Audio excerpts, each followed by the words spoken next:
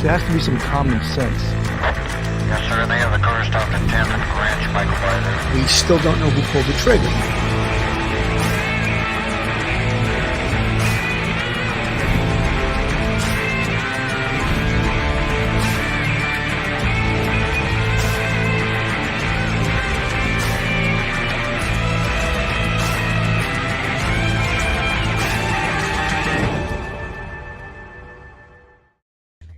Hello, everyone, and welcome to Police Off the Cuff Real Crime Stories on this Sunday afternoon. I'm your host, retired NYPD Sergeant Bill Cannon, and with me today, retired NYPD detective and straight out of Brooklyn, New York, Phil Grimaldi. How you doing today, Phil? I'm doing pretty good, Billy. How about you? Pretty good. You know, this case is it's very interesting, so very tragic. A 16-year-old girl, of course, lost her life, but I think it's important that we as content creators on YouTube and we as retired detectives, police officers, sergeants, we tell the story correctly and we use all the resources we can to put out the truth there. There's a lot of falsehoods in regards, let me put it that way, falsehoods. And a lot of people on content creators, a lot of pseudo experts that know nothing about anything that are putting their opinions on here that really, I think, hurt the memory of Kiely Rodni. And we, from the very beginning, we looked at all the evidence from the very beginning, and we were willing to see if it came up a different way, there was a murder, if there was some other manner or cause of death. And we looked at all the evidence, and right from the beginning, myself and you and I believe Duty Ron and Ed Wallace and Barbara Butcher, we said this looks like a vehicle accident with a drowning to us. And we were sort of eviscerated by some of the crew out there. Many have like absolutely zero credentials whatsoever. They just listen to a lot of the noise on the internet. And what we're going to do today is we're going to show you parts of we have the autopsy, we have the written autopsy. We're going to show you parts of that. And then I'm going to show you from a couple of weeks ago, maybe it was even as much of a month ago, an interview from Duty Ron, Crime Time with Duty Ron, with Barbara Butcher, who is probably one of the premier death experts, medical legal investigators in the world, not just in New York City, in the world. I don't know anyone else, I don't know them, that's been to over 650 autopsies, has attended, over, I believe it's, I hate to just throw out numbers without verifying them, but I believe she's been to over 700 or 800 death scenes. She's got quite a lot of experience. She's got a hell of a lot. Well, let me put, she's got a hell of a lot of experience. She's a scientist. She was the chief of staff of the New York City OCME, probably the most, copied and the most respected OCME in the nation, and she was the chief of staff there. So I'm going to show some of what she said a couple of weeks ago. And again, the science behind autopsies, I will say right from Jump Street, right out of the box, I am no scientific expert. All right. I can read the report. Then I have to ask questions just like many of you guys do. And the questions could be answered by the experts. And that's what we need to answer our questions, experts, not someone that says, there's no water in the lungs, therefore she didn't drown. All right. Well, I think Barbara Butcher answers that in her interview, but we'll get to that later. Phil, I don't want to talk without giving you your shot. You got the floor, Phil. Basically, this case has boiled down to, there's an old saying with criminal investigation, keep it simple, stupid. KISS. They say, keep it simple, stupid. This case had a lot of the earmarks of an accidental drowning based on what we knew that was reported publicly. And then there's other things that we don't know because we don't have access to the case folder. There was always over 300 people, president, youths, at some type of an event right before Kiely goes missing. We have the cell phone pinging at the location. With regard to those 300 people that were at that location, obviously extensive interviews were done. We don't know what the results of those interviews were. So therefore, we have the cell phone stops pinging in and around the area where the vehicle was found. There's a videotape of a vehicle going into the water. So again, most of the information that we have is going to point towards an accident. Now we have even further information. We have the autopsy result. Now, if you look at this autopsy report, I've read many of them in the past, and I was talking with you, Bill, earlier about how a lot of times in a homicide or even in a suicide, the reports are kind of brief. They explain what happens. Let's say a blunt force trauma. They'll talk about hemorrhaging in the brain and blunt force trauma to the head or maybe the neck. If it's a strangulation, they'll talk about asphyxia and fractured hyoid bone or larynx. So again, in this case, if you look at this report, it's very, very detailed. They go through every specific part of the body, externally as well as internally. And all the examination shows there's no trauma to the body.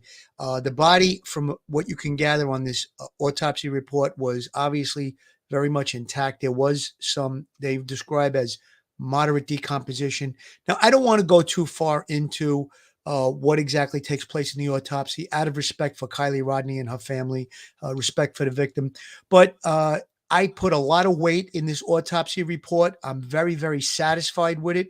My personal opinion and my experience from homicide and death investigation is that the results of this autopsy, I concur with it 100%. And the results state, and if you read it, it says that this appears to be an accidental drowning. Phil, 100%. I'm going to bring it up on the screen right now, and we're going to take a look at it.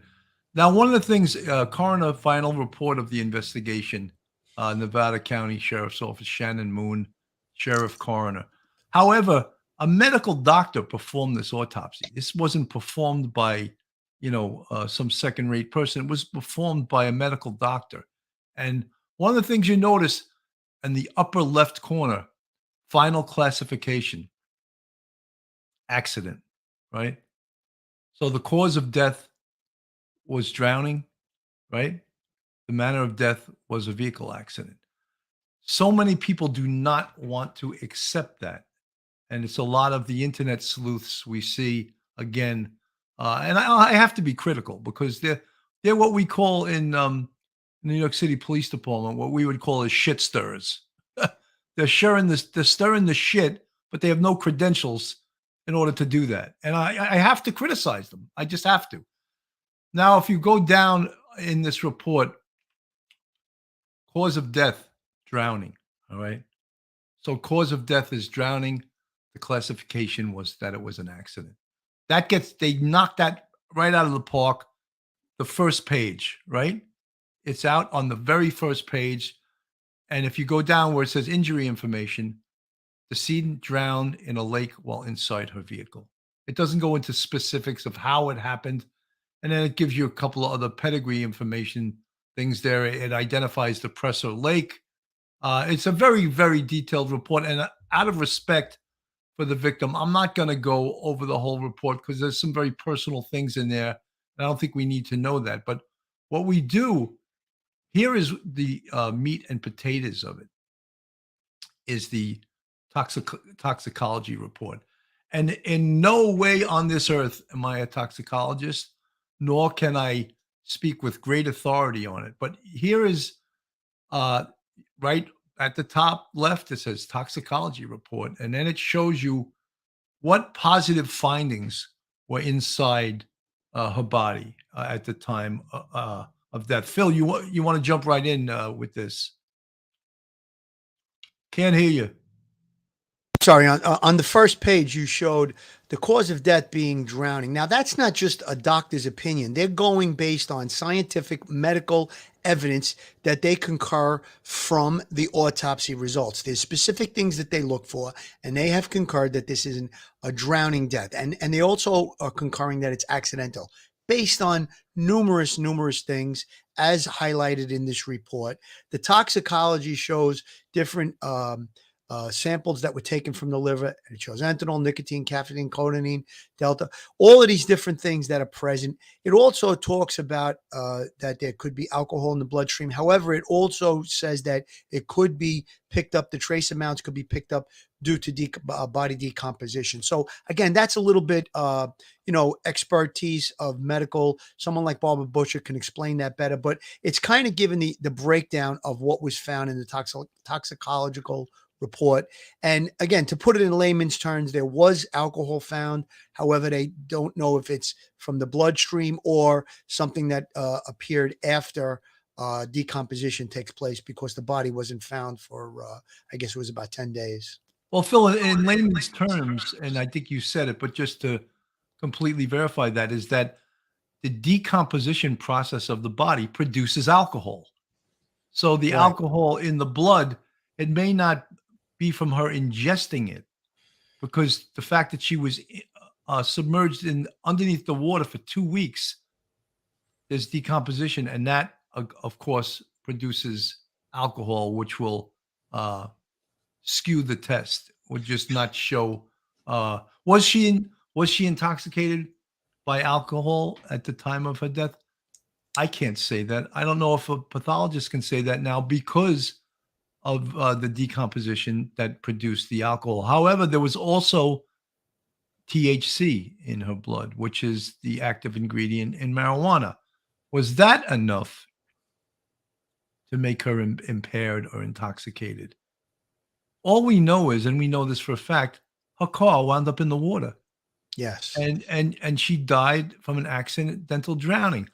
All of this puts proof in there that she was probably impaired in some way. And she obviously, I don't know how many other cars drove on that road that night. They didn't make that fatal turn into Prosser Reservoir, but she did. Absolutely, Billy. And also, we have to take into account that we do have some witness testimony. Her friend said that she had been drinking and she was too drunk to drive, so she went home with someone else. And apparently, listen, these kids went there. They didn't go there to gaze at the stars. They go there to hang out and drink and dance and play music and have a good time. So I think the presumption that she probably was drinking, whether or not she was intoxicated, I don't think this report can definitively say that there was an intoxicant of alcohol in the bloodstream based on the fact that it was found in her stomach contents or anything like that. But I think we can pretty much say that yes, there probably was some drinking going on because of the eyewitness testimony. And one thing I wanted to point out, Bill, I'm jumping ahead a little bit, but the stomach contents of the autopsy revealed that there wasn't very much in her stomach. It said just trace fragments of peas or beans. And the point I'm trying to make there is, if she was drinking and she didn't have a lot of food in her stomach, it wouldn't take much alcohol to get her to be the point of impaired or intoxicated. So that's one of the things that I think is. And Phil, pretty plus important. she weighs 103 pounds. Yes, yes. Someone that All weighs of those 103 things are taken into consideration when you're talking about a person being intoxicated.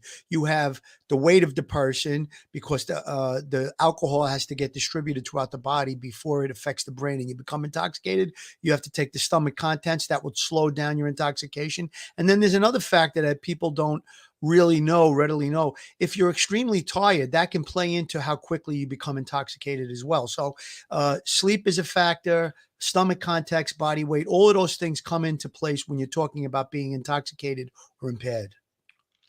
Well, this is one of the final pages where it says, the undersigned having made an examination find the cause of death to be drowning. Okay. I mean, I know that makes a lot of people unhappy. I'm not going to go into her clothing, but you can see this is an extensive report. One of the things that, autopsy findings: decedent found in submerged vehicle, which was recovered from an inverted position in the lake. Postmortem changes consistent with prolonged water submersion. Moderate postmortem decomposition. So, I mean, the cause of death, I wanted to get to drowning. Okay. So this is a very complete report. One of the other things it said and I'm not going to go through every single page. There were no signs of blunt trauma, no signs of a stab wound, of a gunshot wound, no signs of asphyxia or strangulation. The neck was examined, all of those things, so as not to leave any stone unturned. And I think they did a good job with that. But there's still those out there that are insisting this is, this is something that's a conspiracy theory. They just don't they don't want to accept the fact that this is what it is. And one of the things that I also wanted to mention, and everyone, all the conspiracy theorists are saying there was no water in the lungs, and or not enough to cause a drowning. And Barbara Butcher, in her interview on Crime Time with Duty Ron, goes over that. And I'm going to play a little of that later on. But I don't know how all of these people on the internet are scientists. I don't know where they got their medical degrees or their biology degrees or their forensic technology degrees, because they all seem to be harping on that. And, I know as a layman and with a little more experience than most, that water in the lungs can mean drowning. But there were other factors here. The body was submerged for 2 weeks. And, Barbara Butcher gets into that. And, again, all the internet sleuths don't want it. Barbara Butcher doesn't know what she's talking about, Billy, I wrote a couple of bullet points and you actually just eviscerated them. You went through all of them, but I want to make a point. The external evidence of injury in the examination in the autopsy report, it says no blunt or penetrating injury, meaning externally, without doing x-rays, just a view of the body, just looking at the body. There's no signs of any trauma to the body. Now, also in the x-rays, they looked for skeletal trauma, zero, none. On the internal evidence of injury, there's no internal evidence of injury. They go through every organ in the body. They go through every part of the body from the head to the toes. There's no signs of any injury. So again, they're looking for causes of death. The only causes of death that they come up with is the medical and scientific evidence that go consistent with drowning. That's how they come to that conclusion. Now, if there's some type of a force, or there would be hemorrhaging in the body that would show up in this type of an autopsy, even though this victim was submerged in water for a period of time, the hemorrhaging would still be present during that autopsy. It shows there is no hemorrhaging, there's no fractures, there's no internal injuries, there's no external injuries. So I think at this point, we can put that type of an injury or that type of a cause of death to rest. There's no, obviously you stated there's no signs of a knife wound or bullet wounds or anything like that. So again, it's not suffocation. There's no blunt force trauma. There's no stab wounds. There's no gunshot wounds. Everything points to an accident. And that's why we're coming to the conclusions that we're coming to on this case. Every time I answer all the questions, someone asks another question that I didn't specifically answer. And I thought I answered everyone. Someone asked, did they test for fentanyl? And I believe they did. I'm not going to pull up the toxicological report again, but I believe they did test for that. That would be one of the things that would jump out if there was an overdose of fentanyl or something like that. I'm sure we would have heard about that. Now, this is Crime Time with Duty Ron from September 8th, 2022. He had Barbara Butcher on, Ed Wallace, of course, the great crime scene first grade detective. In fact, Barbara Butcher is going to be on Duty Ron's show tomorrow night. I told him I would plug all these things in exchange for him letting me put Barbara Butcher, a recording of Barbara Butcher on my show. Duty Ron's always very generous to me, and he shares his information. I'm not going to get hit with a copyright thing from Duty Ron. We're buddies. All right, I'm going to play. This is Barbara Butcher from September 8th, and she's just poetry in motion as far as this stuff. It's just amazing how much she knows about this stuff. And I would like to see some of these internet sleuths really question what she says. Can toxicology still be performed for drugs and alcohol on a body that has been submerged for 14 days? Yes. Is it ideal? Of course not. But the electrolytes in the eyeball, there's a fluid in there called vitreous fluid. If that's one of the best ways to get toxicology is by extracting that fluid with a needle and then testing it for toxicology. Being in the water, I think, may have some effect, but a good toxicologist, a good forensic toxicologist, could possibly correct for that. It would be very complicated. Now, of course, then there's blood. A blood test for alcohol is going to be a little bit more difficult. The mechanism of drowning is not just that you don't have air. When the water goes into your lungs, it goes through the tiny cells, the alveoli, into your bloodstream. Now, there's a difference between saltwater drowning and freshwater drowning. One pulls fluids out, and the other gets fluids in. And can I remember which one? No, of course not. But fortunately, okay. I can just go to the book and look it up. So there is, and I'm not certain with freshwater, is it dilution of the circulatory contents of blood, or is it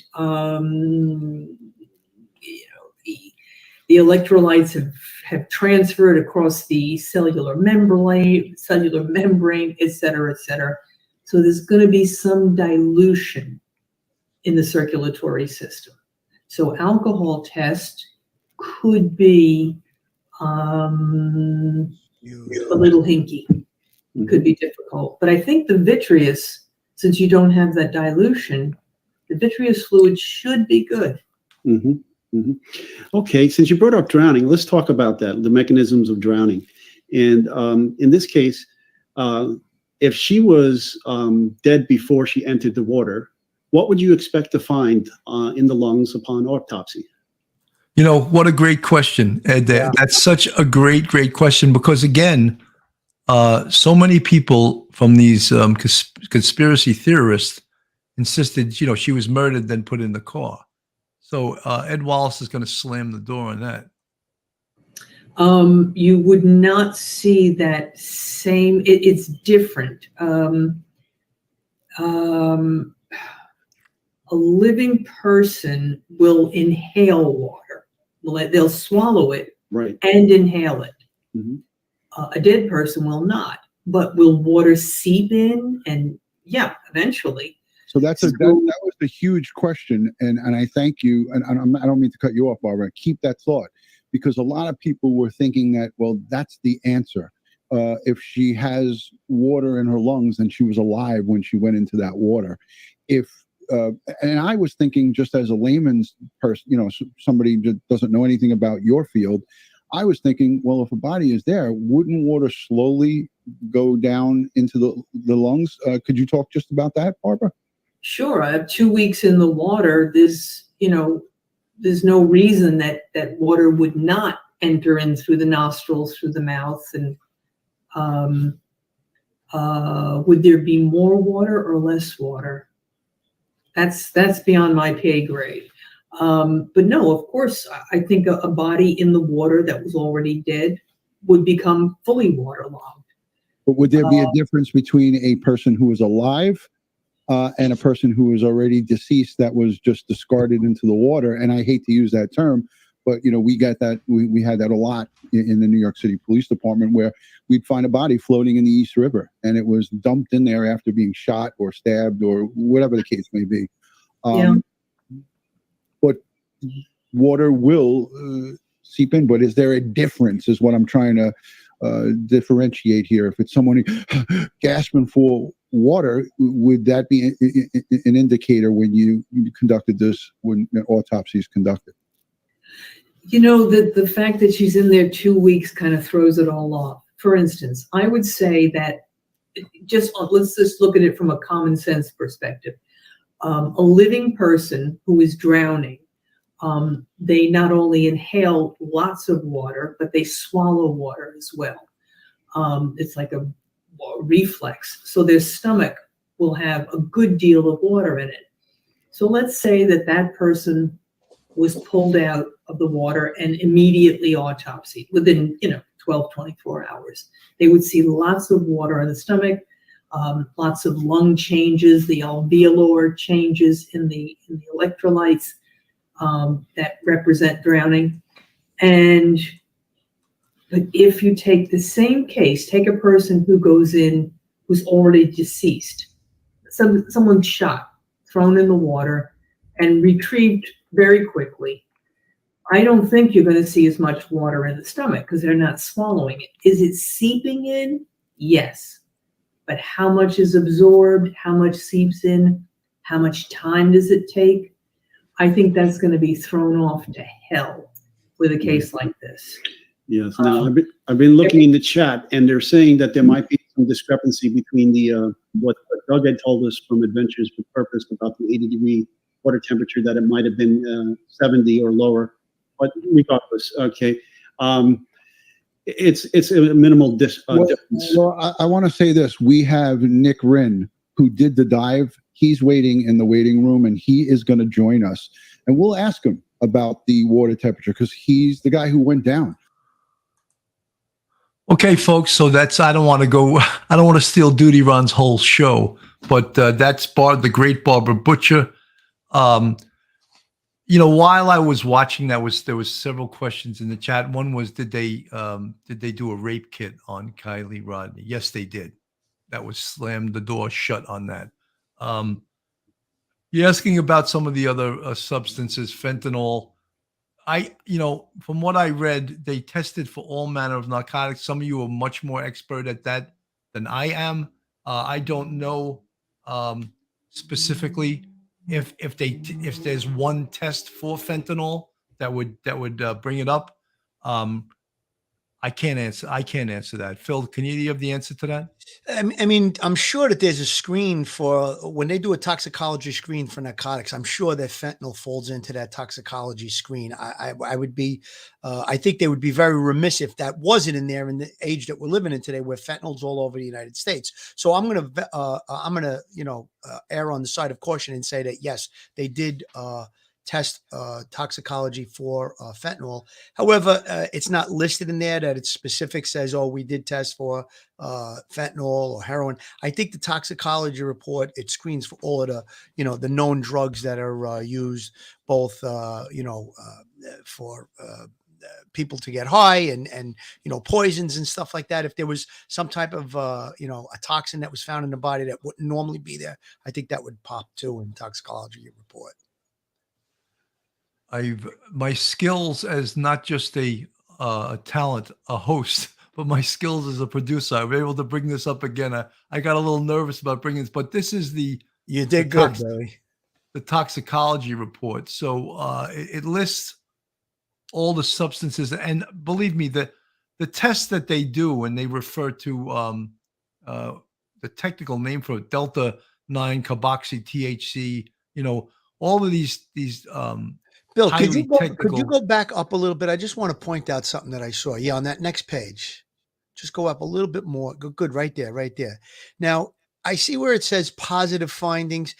It's not telling you exactly what they searched for, but it shows you what they did find. So I think that, and if you click up just a little bit more, down a little bit. No, down, I'm sorry. Where it says test requested, that post-mortem expanded tissue forensic. So I think it's telling you there that this is the things that were found.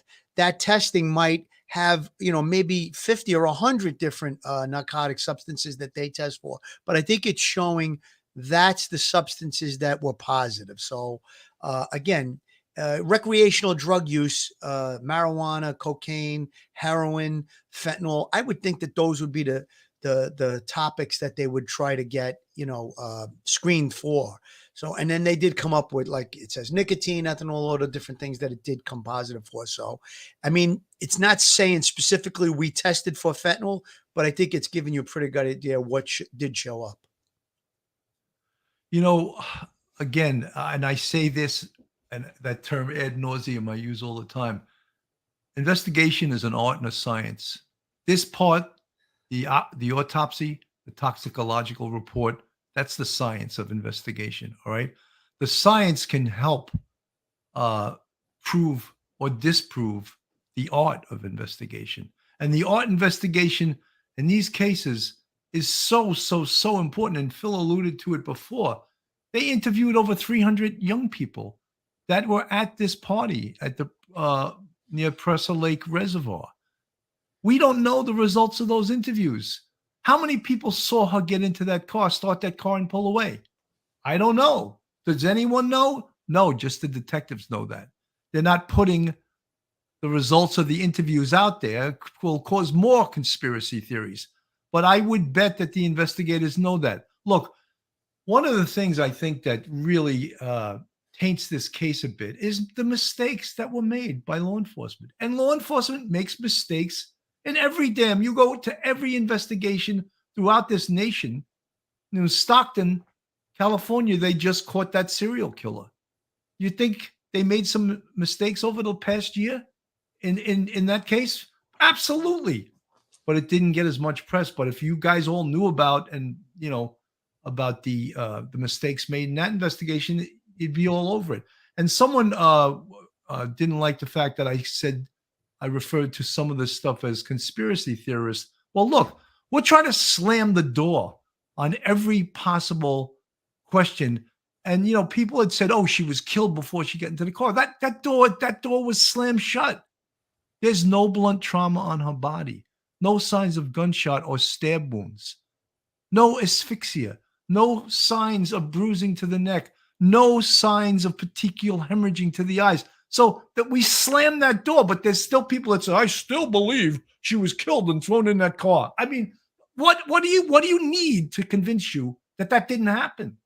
I have to expand on that a little bit, Bill, because you're making such a great point in this case. Now, anybody can say, "Well, I believe she was dead before she hit the water in the car." Now, okay, that's a possibility, but all the scientific evidence that has been gathered between autopsy, and we have all the other circumstances and facts that we know about the fact that she left the party, the phone stopped pinging. So show me where you have one little bit of evidence or one piece of information that will say, yes, it's possible that she did, that she was dead before she hit the water. There is none. You just pointed out all the facts, Billy. There's no signs of any other cause of death in this case other than drowning. That's it. So she died from drowning. How did she get into the water? We have a videotape that shows she drove into the water. Could there have been someone else at the wheel of that car? Of course there could be, but it's very, very highly unlikely based on the fact that, Bill, you and I spoke about this before we went on the air. This person drove her into the water, left her to die, got out of the car. They were able to get out, but she wasn't. And then they just walked off, soaking wet from being submerged in water. Or maybe they jumped out before the car hit the water. Very highly, highly unlikely. That's why we have to go with the facts that we can say scientifically that we know for sure. And that's why this case is being closed as an accidental drowning. Jenna, thank you so much for the 1999 super sticker. Thank you, Very Jenna. much appreciated. Folks, this is Police Off the Cuff, Real Crime Stories. If you're not subscribed to us, go on our YouTube, hit that subscribe button, give us a thumbs up and ring that bell. If you want to contribute to our podcast, we have a Patreon with 3 different levels. And we also have a YouTube channel membership with 5 different levels, and you can support us. You see the folks in the green font in the chat there, all our channel members who we so much appreciate. They support us every single day of the year, of the week, 24/7. They're with us. Look, there's going to be other people that are going to come up with their scientific interpretation of this, but guess what? There was a licensed medical doctor that performed this autopsy. He has determined that this was an accidental death caused by drowning. All right. So someone also mentioned, oh, yes, we'll never know the results of the interviews. You know something? If you really want to know the results of the interviews, file a FOIL request, a Freedom of Information Law request, and they'll give you the interviews. Well, it'll take you a while to get them, but they'll give you copies of the 300 people that were interviewed in this case. Is there someone, or is there multiple people who witnessed the Kiely Rodni go into her car, start the car, and drive off? There has to be. If there was 300 people there, someone witnessed that. Someone saw that. As I said, I was trying to interpret John, if she drowned, there should have been asphyxiation. John, it's a different type of asphyxia from drowning. It presents itself differently than a strangulation or cutting off the airway. It's different, and it can be differentiated in the autopsy. Go ahead, Phil. Well, I was just going to say, if someone's got their hands around your throat and they're strangling you, or they're using a rope or a grommet or something like that, there's going to be signs of that. There's going to be a struggle. There's going to be bruising underneath the skin of the neck, as well as externally on the skin of the neck. There's the larynx. There's the hyoid bone that would fracture in most cases, not in every case. But Bill, you explained it pretty good there. It's going to present itself differently. If a person drowns, there might be a struggle to get out of the car. There might be some attempt to get out, and maybe an injury to the hand, which we saw in this case that there was no injuries to the hands or anything like that. But they definitely present themselves differently, whether it's an asphyxia by strangulation or suffocation and a person that drowns.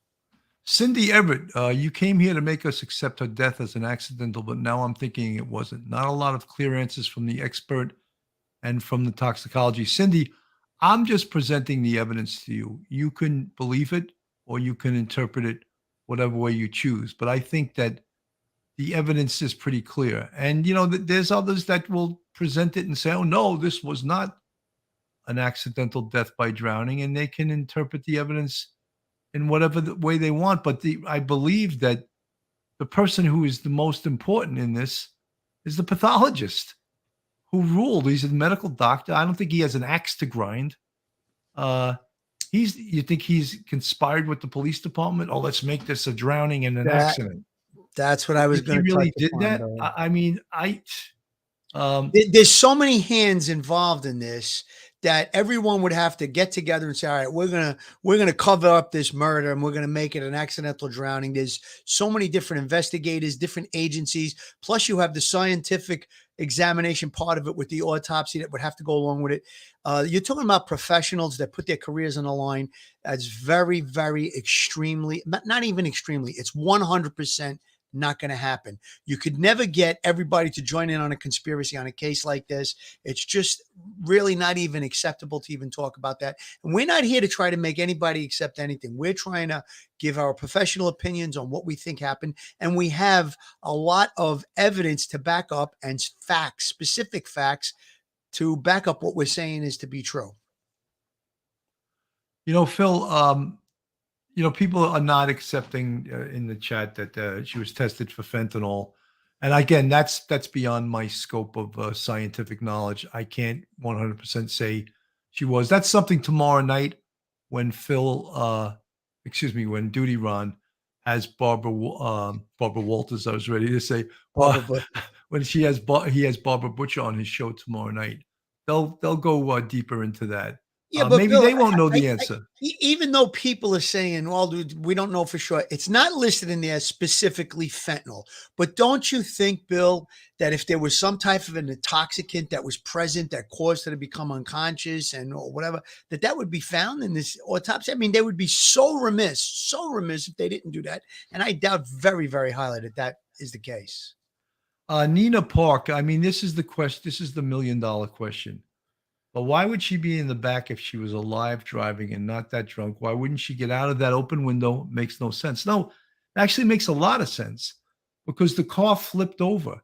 If you ever watched Adventures with Purpose, the video they do of a car being submerged, these are professional scuba divers with air tanks freaking out as the car is sinking because it becomes so real. Even though they have air and they know they're not going to drown in this car, they lose total, they wears up, wears down. It's like a pilot when they lose their horizon, which way is up, which way is down? How do I get out? How do I take my seatbelt off? It appears, and my answer to that is that the car flipped over. She was able to get out of the seatbelt and she swam toward the back of the car because that was still probably up in the air the longest and still had an air bubble, an air pocket.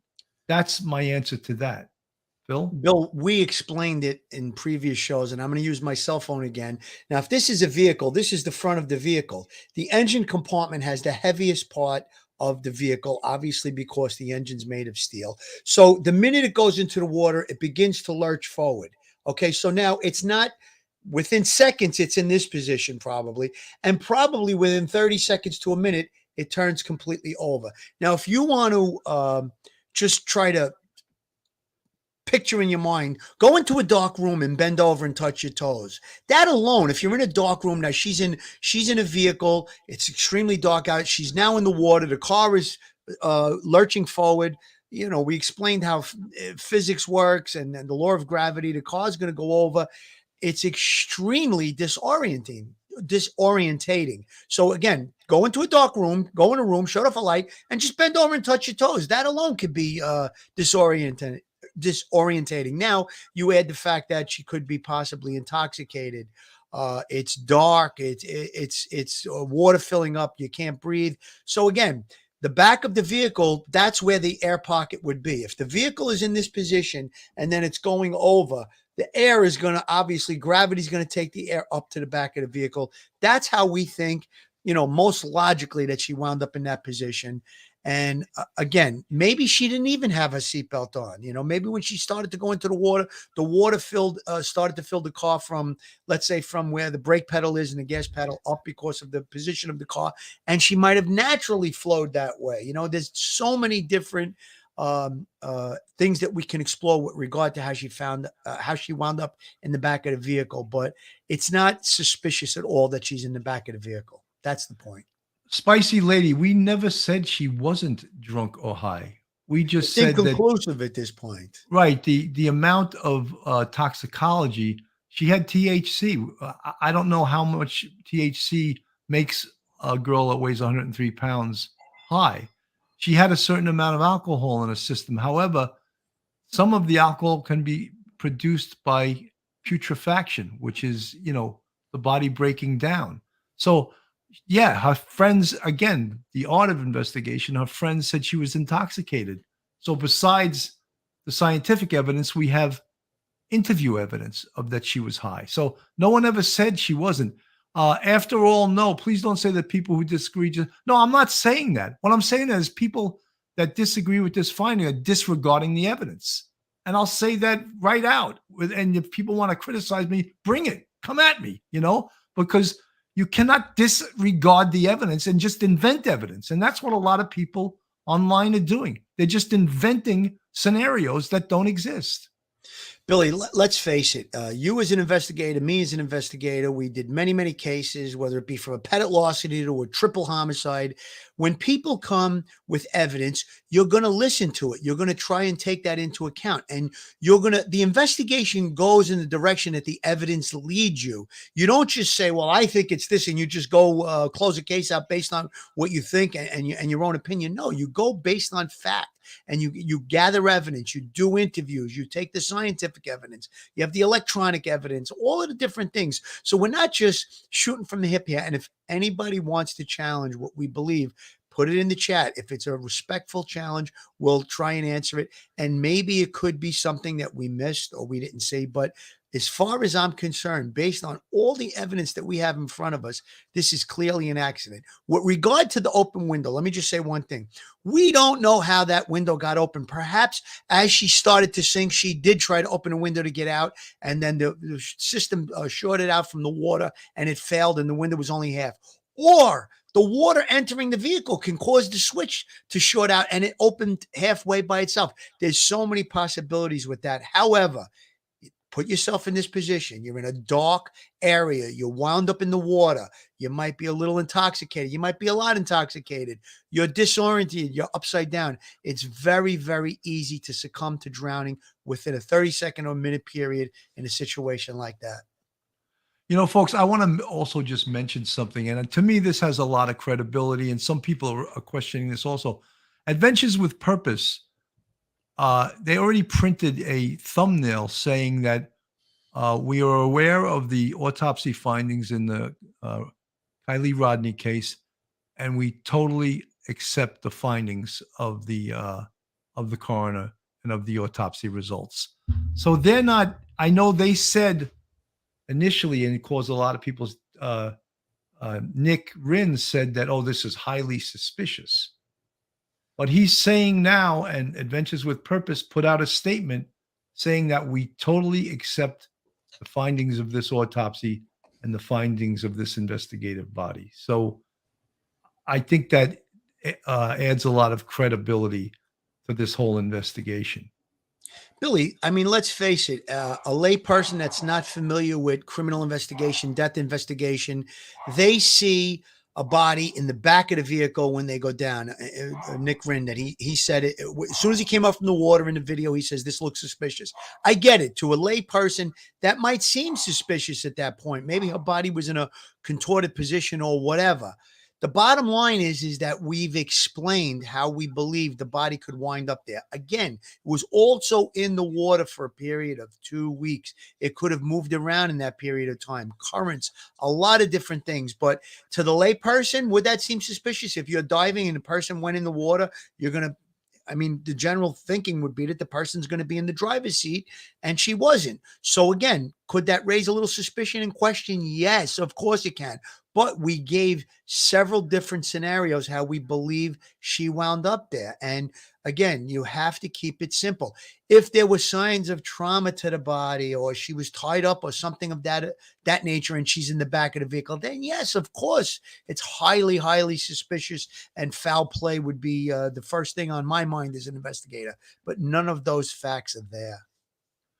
No, you know something, and folks, I know people keep coming in later to the chat, and we've explained it numerous times about the water in the lungs, and that was explained in the portion that we played of Barbara Butcher, the retired chief of staff of the office of the New York City Medical Examiner. She explained it also. The fact that the body was in the water for 2 weeks makes water seep into all other parts of the body, including out of the lungs, because it's seeping in and out. And the fact that the body was in the submerged for 2 weeks, there would be a lot of water in the abdominal cavity. And so when people keep harping on, oh, the water in the lungs, there wasn't as much water in the lungs as there would have been had the body had been recovered right away from a drowning. That would show specifically a drowning. But because it was in and submerged for 2 weeks in the water, that explains why there wasn't as much water in the lungs. Billy, I also just want to make one other point. I didn't want to go too detailed into the autopsy out of respect for the family, but one point I'm going to make, it's not anything so bad.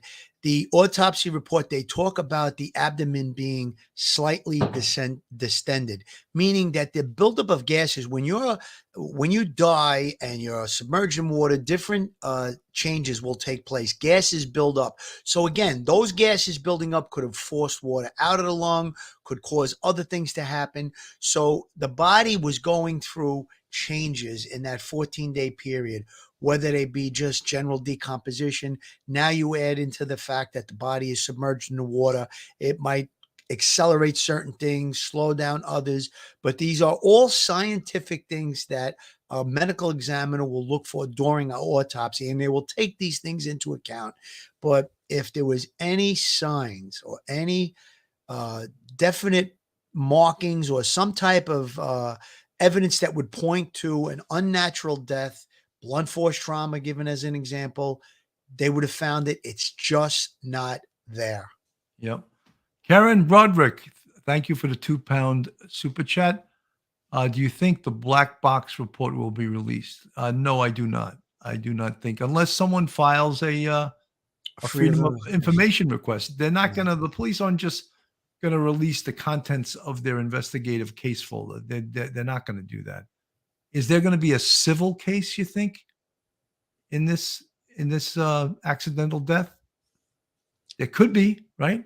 There could be, difficult in a lot of ways, but there could be a civil case. So potentially who's ever filing a civil case could file a freedom of information law for the entire case folder and want to know every single person that was interviewed, every single thing that occurred, the autopsy report, the toxicological report, the accident report, everything now, because I didn't hear much during this whole investigation from the California Highway Patrol. And ultimately, this is their case now if it's ruled an accident. But They weren't the ones, I think, that did all the investigative work. I could be wrong. I think it was the Nevada County Sheriff's Office were the lead investigators on this. But now it is shown to be a vehicle accident. So what is their role in this? You know, Billy, I love our subscribers. I love our fans. I call them friends. And I love the fact when people put a logical or a smart question. A lot of times people come up with something and will say, hey, that was a great question. We didn't think of that too. But, and I don't have a problem with being challenged on things that I've said and things that you've said. I'm sure you don't mind being challenged either. But, you know, there is zero evidence of anything other in this case. And if someone, you know, finds something like they found the video from the fire camera, I mean, that's something that made this even more fall into the category of an accident. So again, somebody has something that they want to put into the chat or they want to add. We welcome that. We have no problem with that. It's just that there have been some ridiculous statements. Like for instance, someone saying, I know she was dead before she hit the water. How can you make that statement? Show me one scintilla of evidence that will back up that statement that she was dead before she hit the water. I think there is none. There is none. And all the scientific evidence, all the facts that were gathered by the investigators, all the electronic evidence, I'm talking about the cell phone pinging at the location just before it doesn't ping anymore in the area of that reservoir. All of these things put together, I mean, you know, there is no foul play here. It's just an unfortunate accident. And I think that, you know, unless somebody comes up with some smoking gun, it's case closed. I'm going to play a little bit of this. This was early on, when Kiely's body was found. For today, on the body believed to be that of a California teen missing after a large party earlier this month. Investigators said 16-year-old Kiely Rodni had last been seen near the Prosser family campground at a party attended by more than 100 teens and young adults. Her phone last pinged just after midnight, August 6th, near the Prosser Creek Reservoir, where a volunteer dive team found a body inside of a vehicle in the water this past weekend. And investigators said Monday that they do believe that body is the body of Kiely. Fox's William Lajeunesse is live for us here to bring us the latest. Thank you so much, William. Hey, Josh. Indeed, you know, police did find the car. The car is the one that belongs to the Kiely Rodni's family. They have yet to confirm that the body found inside is indeed her. However, the family issued this statement last night, quoting, "While we accept this sadness cast under death's shadow, the rising sun shines the light upon us, reminding us not to mourn our loss, but to celebrate Kiely's spirit." Also, the sheriff's office indicated that it is likely her, but they are waiting for that confirmation today. Also, they have not suggested foul play, but an autopsy today should provide a cause of death. Toxicology on the blood for drugs and alcohol will take several weeks. So the focus now is on several things. One of them, of course, was this simply an accident? Did she drive her car off the road into the lake? Was she conscious at the time or impaired or something else? Also, her boyfriend posted on Facebook yesterday saying, Kiely wants us to be happy, to be safe. She wants us to have a good life. That's all she ever wanted, for us to live the way that Kiely would want us to. Josh? Yeah, thank you so much. Of course, a lot of questions, as you did mention there. And a big one is this dive team was able to find her. They went out there this weekend, found her pretty quickly, while investigators searched that area and hadn't found her. Have they responded to say, I guess, why that is? Yeah, so volunteers and police put in about 20,000 man hours over 2 weeks, a little over more than 2 weeks. And they did search this lake because, of course, it's adjacent to the campground where the party was held. Dive teams went in from several different agencies and they did not find her. However, after 35 minutes, this volunteer group, Adventures with Purpose, they had 2 side sonars and some pretty sophisticated equipment. And they found the car in about 35 minutes, about 50 feet off the shoreline in about 14 feet of water. So the question obviously is going to be, why did sheriff's divers fail to find it earlier? Well, I am a diver and visibility changes one day to the next. Also, the water level, this is a reservoir, has fallen about 3 feet since the initial dive teams went in. Nevertheless, obviously there's going to be questions about why didn't they find her sooner? Deputies have said, this equipment is very high end that they used. It's very expensive. And these guys, Adventures with Purpose, have a lot of experience and expertise in doing this. I think they've been involved in something like 20 other missing person cases, and they found 19 of the victims. So this is what they do. Nevertheless, there'll be questions about why they didn't find her earlier. Josh? Of course, and hopefully that autopsy today, I'm sure investigators are hoping will give them some answers about exactly what happened here, because at this point, it just seems like a mystery. Well, you'll have the accident investigation, right? They'll look at the vehicle and they'll look at and not that they already haven't, where did she go off the road? How did the vehicle get from the road or the adjacent to the lake into 40 or 50 feet off the shoreline, if you will? Did it float, something else? So the accident investigation, number one, and then the cause of death would be second. And indeed, where drugs or alcohol involved, will take several weeks for the blood toxicology to come back. Josh? All right, William, thank you so much for that. I thought that was one of the best reports done by a couple of reporters. Very reasonable. The William Lajeunesse is himself a scuba diver. Yeah, that's a good point. I think that's great. He really put it out there, and folks. Again, I'm not trying to convince anyone. Well, actually, I am. I'm presenting the evidence of what we believed happened. You can believe us or not believe us, or you can believe. The evidence is pretty strong, and I don't know all the answers. And even interpreting the autopsy and the toxicology, I think you would really need a professional like Barbara Butcher to explain that, like Ed Wallace to explain that, more the scientific folks to explain what the autopsy and the toxicological report means. But the other part of the investigation, to me, that fire camera showing a car drive into the water, that was slam dunk evidence. You know what I mean? All the people that said, oh, there's no way. There were people early on in this investigation that believed the police didn't find her vehicle because it wasn't there. Right. I mean, how could you actually believe that? No, they didn't find it because they weren't skilled at scuba diving and skilled at searching a reservoir, a river, a lake for a submerged vehicle. That's why they didn't find it. No, the vehicle was there. And now there's evidence, there's camera footage showing that it went in exactly the date and time that they said it would, but based on the pinging of the cell phone at that location.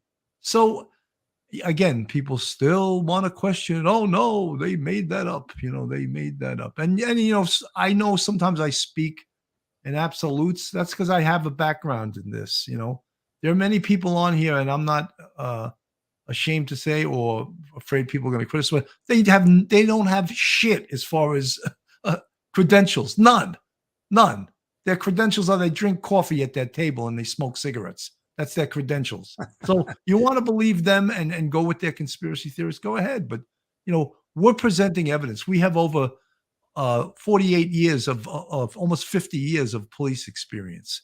So if you want to disregard what we say, fine. And you don't have to believe us. That's fine. Run the world.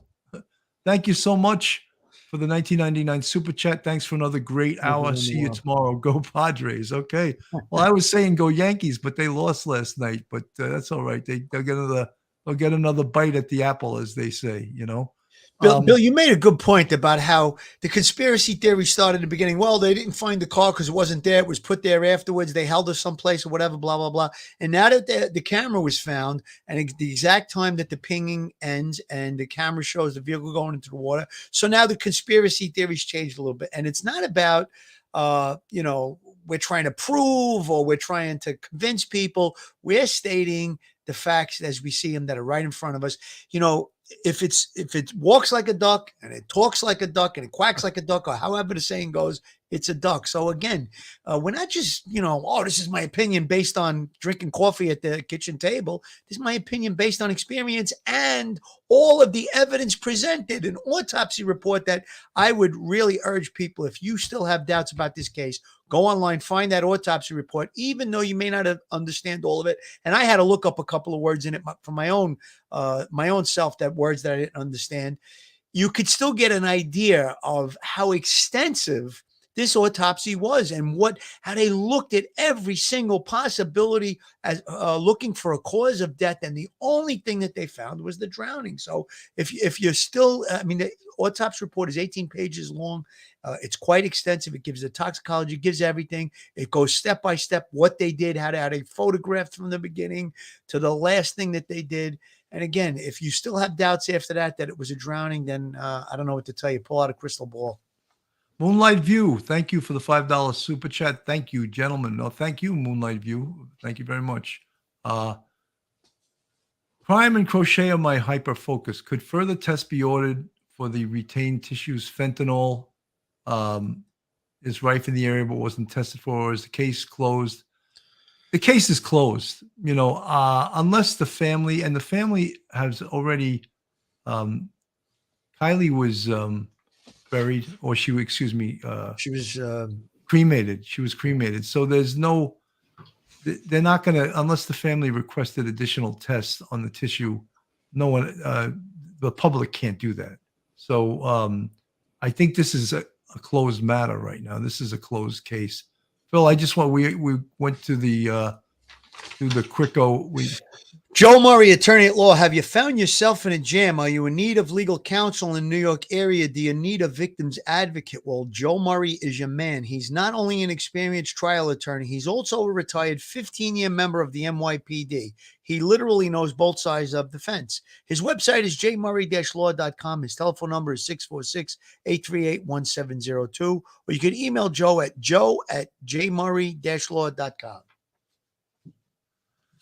Folks, I just want to thank everyone for coming by this afternoon. We covered this case extensively. I think the case is closed right now. And tomorrow, as I said, Duty Ron is going to have Barbara Butcher live on his show, and they're going to dig even deeper into this case. And I think that should significantly and once and for all slam the door on this case.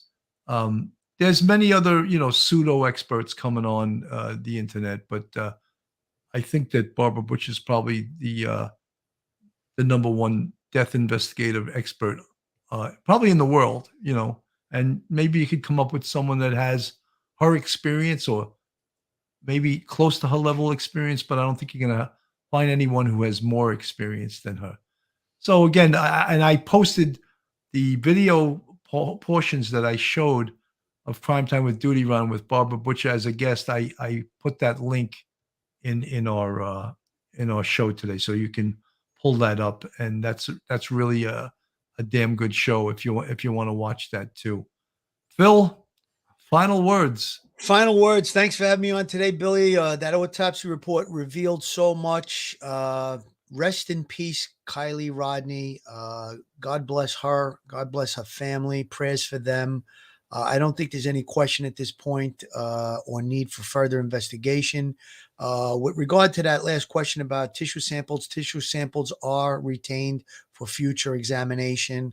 It looks like everything points in the accidental drowning in this case, and hopefully the family can get some closure, move forward. Although losing a child, I don't think there's ever full closure with that, but I think they're going to wind up with the answers that they've been looking for. It's a horrible accident, and again, prayers and condolences to Kiely Rodni's family. Phil, thanks for that analysis. You're right. I think I read in the autopsy report that they keep certain tissues for 5 years. Yep. I would guess that would be if anyone did request or if it became a criminal matter. But at this point, they can't redo the autopsy because Kiely Rodni was cremated. Folks, thank you so much for listening today. We're Police Off the Cuff, Real Crime Stories. Have a great day, and God bless. Stay safe, everyone. know.